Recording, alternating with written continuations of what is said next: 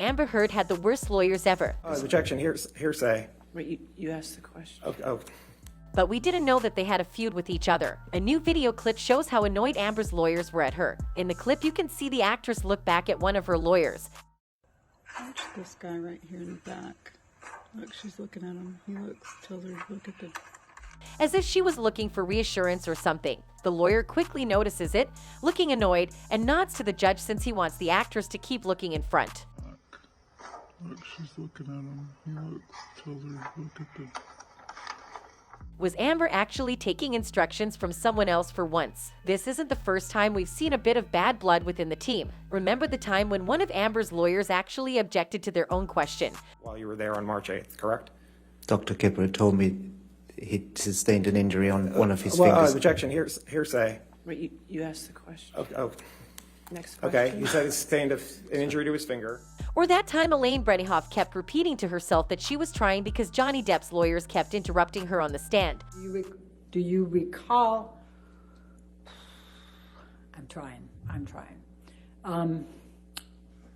What, if any... Yeah, we'll never forget that. And so will Amber. She thinks her team was entirely incompetent and she hated it. We thought she was going to fire them.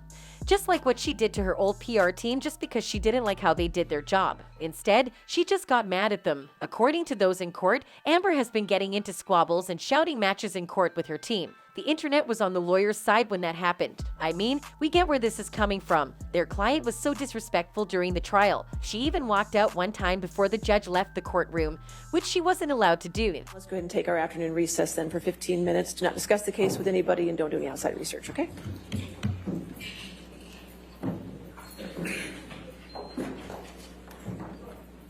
Apparently, she did that also because she didn't like how her lawyers represented her during one of the days in court. Sometimes, the lawyers' stories and Amber's didn't match with each other at some point, especially the one with the makeup. Kit, this is not obviously the exact one I used to carry, but I used to carry with me. It feels like Amber would change her narratives from time to time and she wouldn't inform them.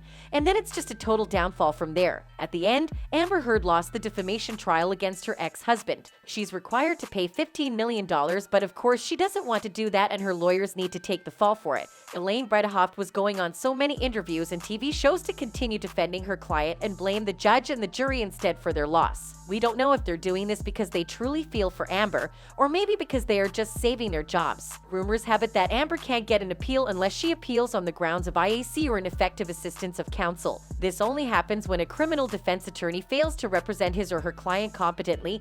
That's totally something we see Amber doing. She will probably claim to do that. That's why Elaine has been doing all of these interviews to prove that she isn't incompetent. It's so sad that her lawyer was seen sobbing after the verdict was given. She put her career on the line for nothing. The worst part is, Amber won't be doing the same thing for her because for the actress, it's every man for himself. Jokes aside, these people did well on their job. According to lawyers who watched the trial closely, Amber's legal team was very competent in the defamation trial over Johnny Depp's lawsuit against her. They just had a really bad client who was desperate to win. Thank you so much for watching. Bye.